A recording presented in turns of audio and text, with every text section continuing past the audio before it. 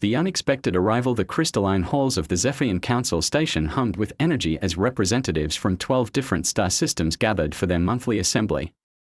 Prime Council of X-Star, whose scaled hide bore the scars of 3 centuries of diplomatic service, surveyed the chamber with ancient yellow eyes.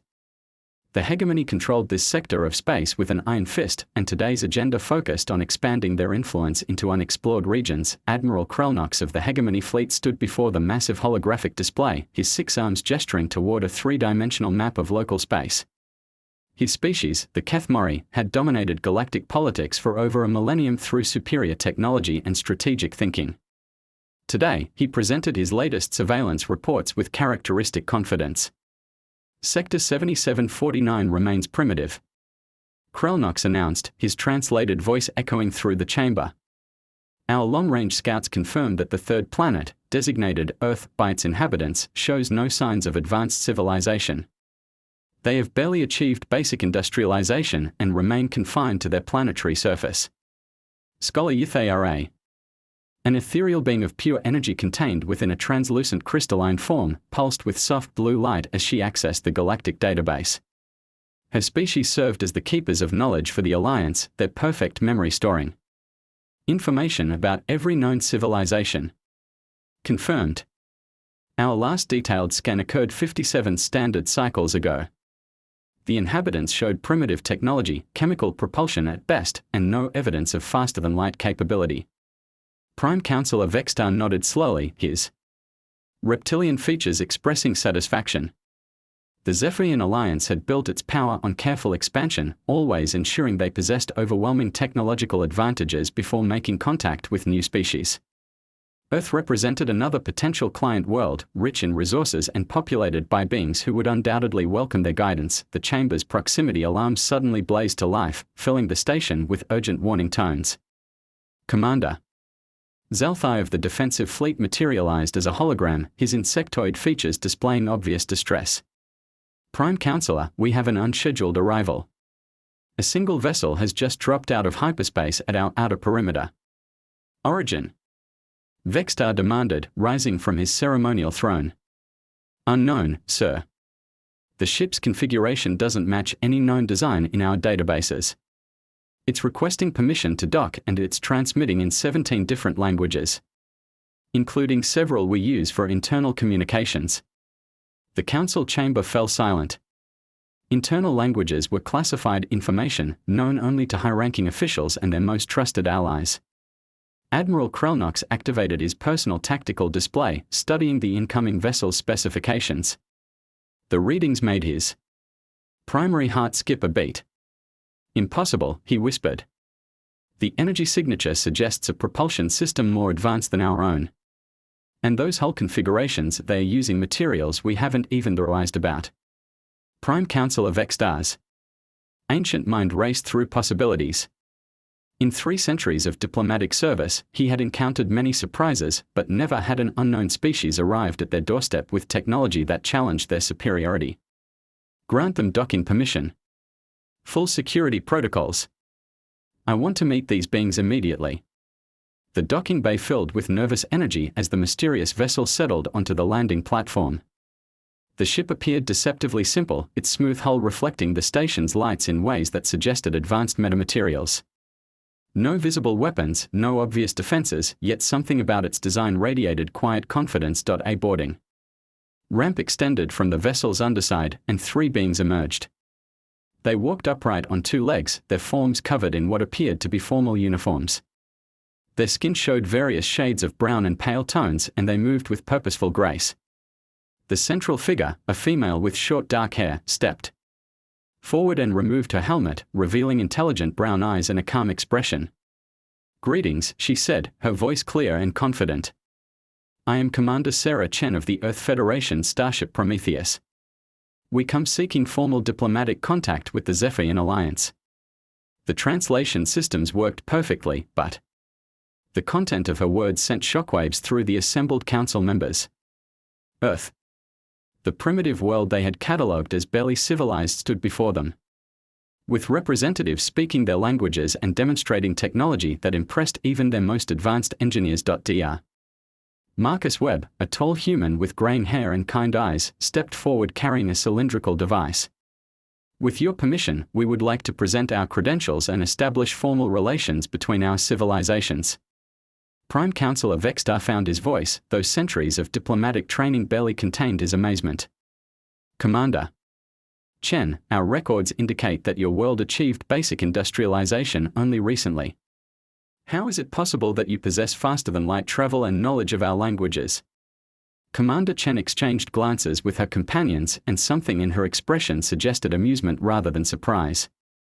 Prime Councilor, I believe your survey data may be somewhat incomplete. Earth has been aware of your civilization, and many others in this galactic region, for quite some time. The third human, a younger man with bright blue eyes and an eager expression, introduced himself as Engineer Riley Foster. He activated a portable holographic projector that filled the chamber with a detailed three-dimensional map of local space. The display showed not just the major star systems and trade routes known to the Alliance, but also hidden military installations, secret research facilities, and classified shipping lanes that even high-ranking council members weren't supposed to know about. We've been watching, Riley explained, his enthusiasm evident despite the diplomatic setting. For the past 47 years, we've maintained a network of passive observation posts throughout this sector. We know about the hegemonies, expansion plans, the resource disputes in the Kepler systems, and the ongoing negotiations with the Centauri Union. Admiral Krelnox's 6 hands clenched into fists as he stared at the display.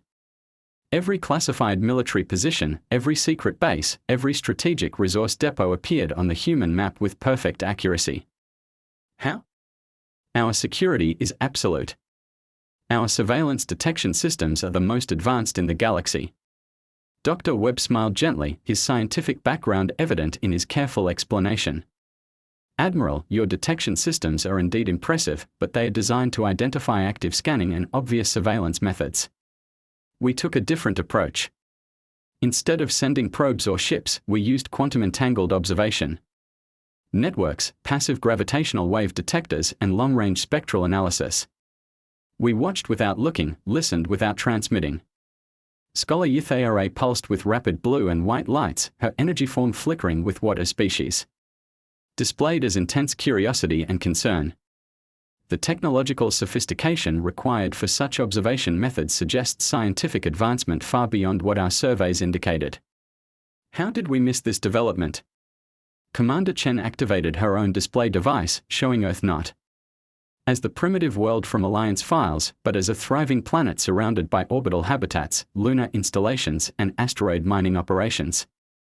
Massive space elevators connected the surface to orbital rings that supported billions of inhabitants. The technological infrastructure rivaled anything in Alliance space. Your surveys weren't wrong about our past, she explained. 57 years ago, we were indeed confined to our planet with primitive technology. But humans have a particular talent for rapid adaptation and exponential growth when properly motivated. Your first survey ships provided that motivation. The holographic display shifted to show archived sensor readings from Alliance scout vessels, their scanning beams sweeping across Earth's surface decades earlier. We detected your surveillance almost immediately. Rather than panic or attempt premature contact, we made a collective decision to prepare ourselves properly for eventual first contact. Riley's excitement bubbled over as he manipulated the display to show Earth's technological development timeline. It's amazing what humans can accomplish when they work together toward a common goal. We established a unified world government. Within 10 years, pooled all our scientific resources and began the most ambitious technological development program in our history. Asterisk. The results speak for themselves, Dr. Webb added, gesturing toward additional displays showing human achievements. We developed faster-than-light travel, advanced materials science, quantum computing systems, and artificial intelligence networks. That allowed us to process and analyze data at unprecedented rates, all while maintaining complete communication silence to avoid premature detection. Prime Councilor Vextar struggled to process the implications. In his 3 centuries of experience, he had never encountered a species that responded to first contact by deliberately preparing themselves as equals rather than seeking immediate protection or submission. Commander Chen, if your capabilities are as advanced as you suggest. Why approach us now? What do you hope to gain from contact with the Alliance? The human commander's expression grew serious, and she exchanged meaningful looks with her companions before responding. Prime Counselor, our long-range monitoring has detected something approaching this galactic region from deep space. Something that threatens every intelligent species in this sector, including both our civilizations. The chamber fell silent as the implications sank in. Commander Chen continued, her voice carrying the weight of urgent warning. We've designated them the Void Hunters. They appear to be an ancient species that consumes entire star systems, leaving nothing but empty space in their wake. Our calculations suggest they'll reach the outer rim of this galactic arm in approximately 18 standard months. Admiral Krelnox leaned forward, his tactical mind immediately grasping the strategic implications. If this threat is real, why should we trust the word of a species we've only just met? How do we know this isn't some elaborate deception? Engineer Riley activated another holographic display, this one showing deep space sensor readings that stretched back over 15 years. The data revealed a pattern of star systems going dark along a trajectory that pointed directly toward their region of space. The evidence is conclusive, Admiral. We've been tracking their approach vector for over a decade. They've already consumed 47 star systems, including several that housed intelligent civilizations. Dr. Webb stepped forward, his scientific credentials lending weight to his words. We've analyzed the remains of their previous targets using our deep space telescopic arrays. They don't just conquer worlds, they literally consume all matter and energy, leaving behind regions of space that are completely empty. No stars, no planets, no debris. Nothing. The council members exchanged worried glances as they absorbed this information.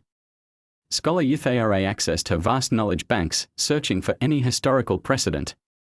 Her energy form flickered with alarm as she found scattered references in ancient texts. There are legends among the oldest civilizations about the star devourers who emerged from the void between galaxies. Most historians dismiss these as mythology. Commander Chen nodded grimly. We believe those legends are based on historical fact. The Void Hunters may have visited this galaxy before, millions of years ago, consuming entire regions before moving on to other galactic clusters.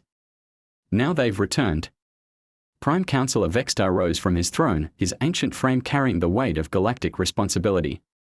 Commander Chen, if what you say is true, then all our territorial disputes and political differences become meaningless. Survival takes precedence over everything else. Exactly, the human commander agreed. We are not approaching the Alliance as supplicants seeking protection, nor as conquerors demanding submission. We are coming to you as equals, offering partnership in the face of a threat that none of us can face alone. Admiral Krelnox studied the human delegation with new respect. What do you propose, Commander? A true alliance, she replied. Shared technology, combined military forces, coordinated defense strategies. Humans bring our rapid adaptation abilities, our innovative problem-solving approaches, and our fresh perspective on galactic challenges. The Alliance brings centuries of experience, established infrastructure, and the wisdom of multiple civilizations working together. The chamber buzzed with conversation as council members discussed the unprecedented situation. Never before had they been approached by a species that offered partnership rather than seeking domination or protection. The humans had demonstrated remarkable capabilities while maintaining peaceful intentions, a combination that challenged all their assumptions about first contact scenarios. Scholar Yuthara pulsed with thoughtful blue light as she processed the available data. Commander Chen, your species' rapid technological advancement is unprecedented in our historical records. What gives you confidence that this same adaptability will prove effective against the Void Hunters? Dr. Webb smiled, his expression mixing scientific excitement with grim determination. Scholar Yuthara, humans have a saying, necessity is the mother of invention. Throughout our history, we've faced extinction-level challenges and survived by innovating solutions that seemed impossible. Climate change, resource depletion, global conflicts, asteroid impacts. Each time, we've emerged stronger and more capable. But this is different, Riley added, his young face serious. This time, we're not fighting natural disasters or even other intelligent species. We are facing something that exists solely to consume and destroy. It will require everything we've learned about cooperation, innovation, and strategic thinking. Commander Chen stepped forward, her voice carrying absolute conviction. Prime Counselor, members of the Council, we stand at a crossroads. We can continue the old patterns of territorial expansion and political maneuvering while an unstoppable force approaches our shores, or we can unite as intelligent beings committed to survival and mutual prosperity. The human delegation waited as the Council members considered their words. The weight of decision hung heavy in the chamber's recycled air, and everyone present understood that their choice would determine the fate of countless worlds and billions of sentient beings. Prime Councilor Vextar looked around the chamber, reading the expressions of his fellow council members. After 3 centuries of careful diplomacy, he had learned to recognize moments that would reshape galactic history. This was undoubtedly one of those moments. Commander Chen, he said finally, his ancient voice carrying the authority of ages. The Zephyrian Alliance formally recognizes the Earth Federation as a sovereign power and extends an invitation for full membership in our organization. Let us hope that together, we prove capable of facing whatever darkness approaches from the void. The chamber erupted in discussion as the implications of this historic decision rippled through the assembled representatives. For the first time in galactic history, a species had achieved alliance membership not through conquest or submission, but through demonstrated capability and shared purpose. As formal diplomatic protocols began, none of the participants could shake the feeling that everything they thought they knew about their place in the galaxy had just changed forever. The Hidden Truth emergency session of the expanded Galactic Council convened within hours of humanity's formal acceptance into the Alliance. Word of Earth's unexpected technological advancement had spread throughout the sector, causing ripples of excitement and concern among civilizations that had grown comfortable with the established order. Commander Sarah Chen stood before the enlarged assembly, representing not just a species but a new paradigm of galactic relations. Prime Counselor Vextar had summoned representatives from every major civilization within a 50 light-year radius. The chamber now hosted beings from the militaristic Corvan Empire, the merchant princes of the Stellar Trade Federation, the enigmatic Telepathic Collective, and dozens of smaller but influential worlds. All had come to witness humanity's first formal presentation to the galactic community. Distinguished representatives, Commander Chen began, her voice carried by the chamber's translation matrix to every species present. We gather in the face of an unprecedented threat. The Void Hunters represent an extinction-level challenge that transcends all our political boundaries and cultural differences. Admiral Krelnox activated the central holographic display, showing the updated tactical situation. Commander Chen's people have provided us with surveillance data spanning 15 years. The pattern is undeniable and terrifying. 47 star systems have gone completely dark along a trajectory that leads directly to our region of space. Dr. Marcus Webb stepped forward, carrying a data crystal that contained humanity's complete analysis of the approaching threat. Our deep space monitoring networks have identified the Void Hunters' methodology. They don't simply conquer worlds like traditional military forces. They completely consume all matter and energy within a star system, converting it into some form of propulsion or sustenance that allows them to continue their expansion. The assembled representatives buzzed with nervous conversation. General Thax of the Corvan Empire, a warrior species known for their military prowess, leaned forward. In his mechanical exoskeleton, Dr. Webb, what evidence do we have of their military capabilities? How do they overcome planetary defenses? Engineer Riley Foster activated a series of holographic recordings captured by humanity's most advanced sensor arrays. General, that's what makes them so dangerous.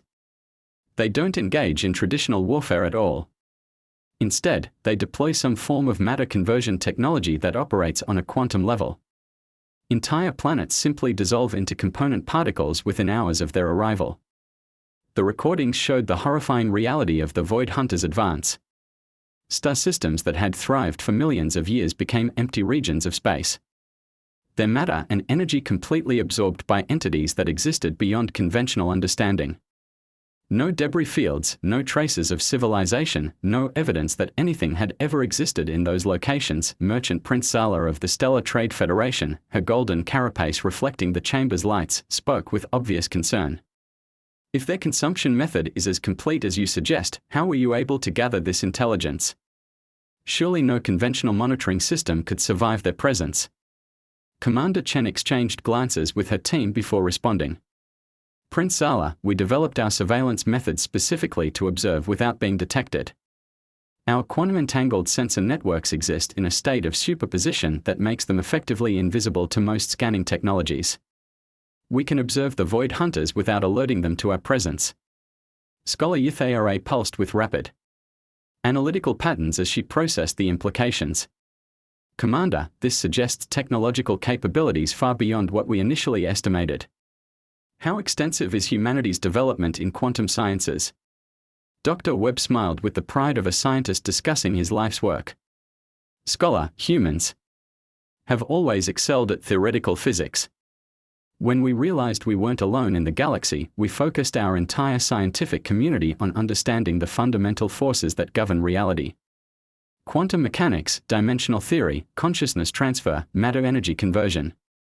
We've made breakthroughs that even surprise us. The human delegation activated a series of demonstrations that left the assembled representative speechless.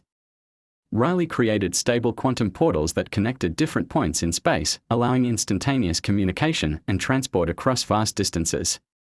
Dr. Webb demonstrated matter replication technology that could create perfect copies of any object by manipulating quantum probability fields. Commander Chen showed tactical applications of consciousness transfer that allowed human commanders to coordinate fleet actions across light years in real time. Impossible, whispered Commander Veltar of the Telepathic Collective, her species. Natural mental abilities allowing her to sense the genuine nature of the human demonstrations. We can detect no deception, no technological tricks. These capabilities are authentic. General Thax activated his personal war computer, running tactical analyses of humanity's displayed technologies. Commander Chen, if your species possesses such advanced capabilities, why do you need our alliance? Surely you could face the Void Hunters independently. Commander Chen's expression grew somber as she considered her response.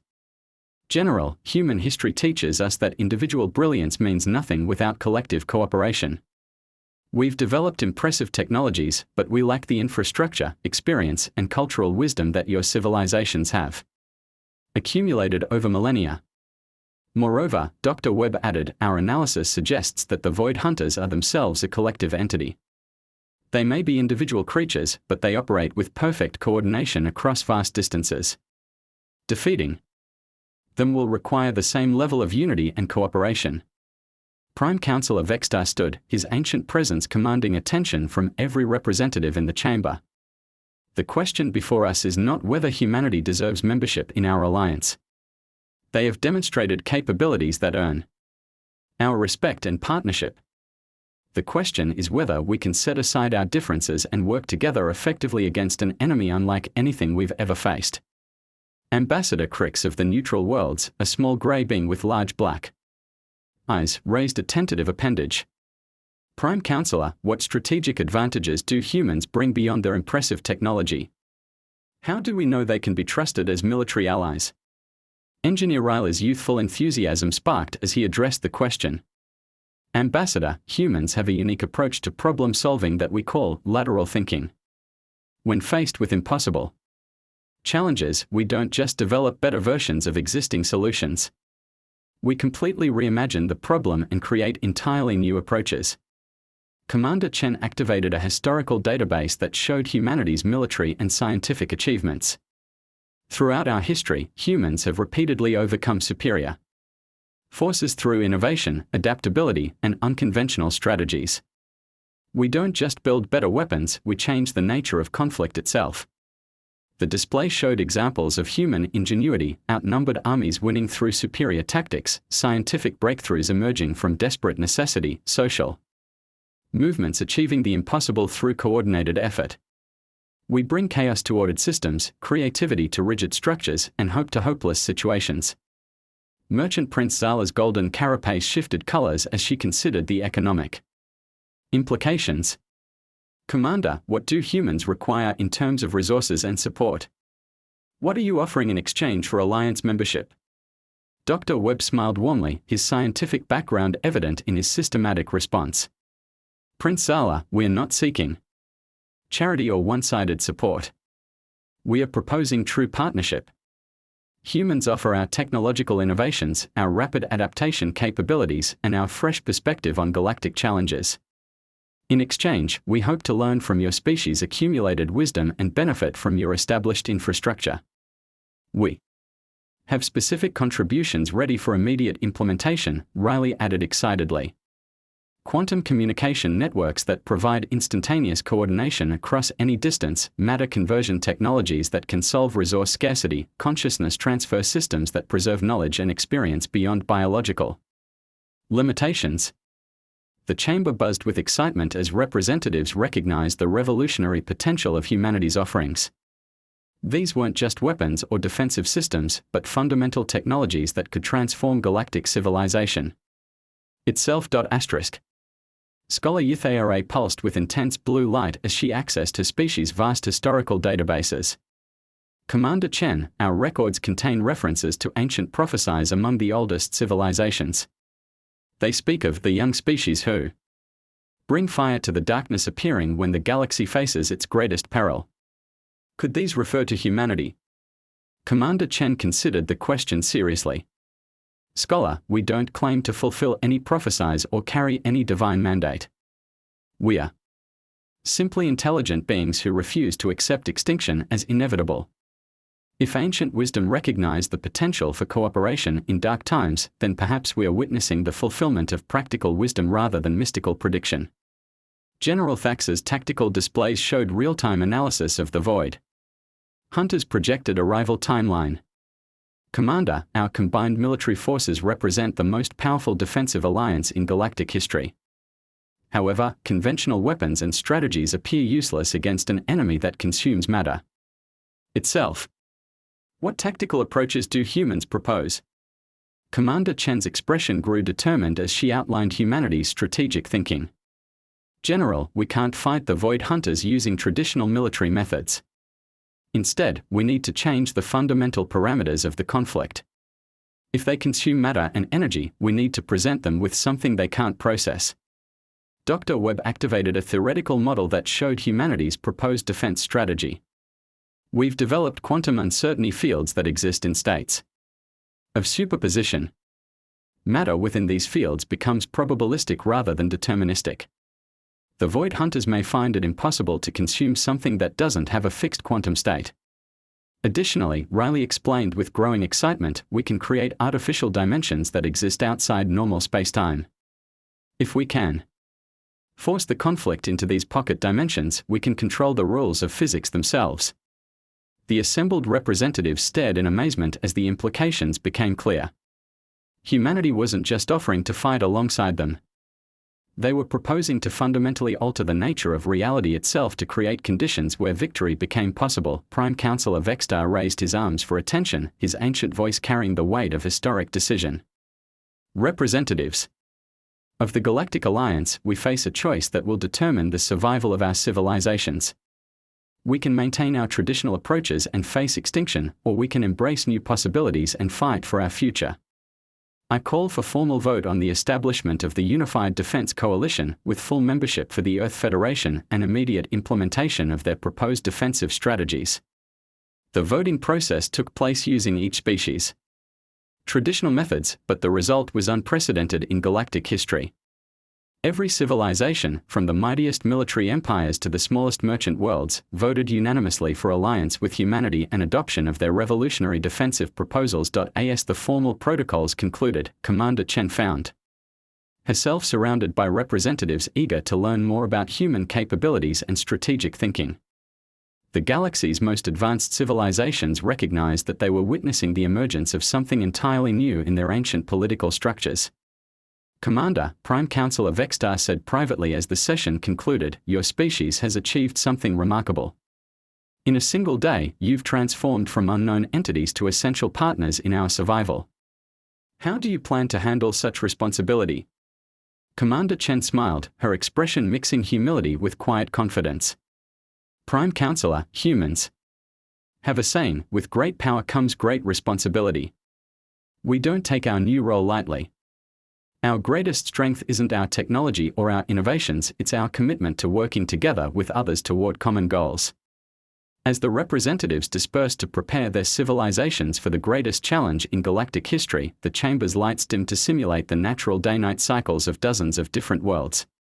In the gentle darkness, the alliance between species that had seemed impossible just hours earlier began to take shape as practical reality. The Void Hunters continued their inexorable approach through the cold depths of space. But for the first time since their presence had been detected, the civilizations of the galaxy faced them not as isolated worlds but as a unified force combining ancient wisdom with revolutionary innovation. The real test would come when theory met reality, when the impossible strategies devised by human ingenuity would be put to the ultimate test against an enemy that had never known defeat. But as the representatives returned to their homeworlds to begin preparations, they carried with them something that had been missing from their calculations. Hope.I in the depths of space, the first human-designed quantum uncertainty fields began to take shape around key strategic systems, creating pockets of reality where the fundamental laws of physics bent to the will of intelligence rather than natural force. The galaxy's youngest spacefaring species had become its greatest hope for survival, and the ancient darkness rushing toward them would soon discover that intelligence, creativity, and cooperation could create light even in the deepest void. The war for galactic survival was about to begin, and for the first time in their existence, the Void Hunters would face prey that refused to be consumed.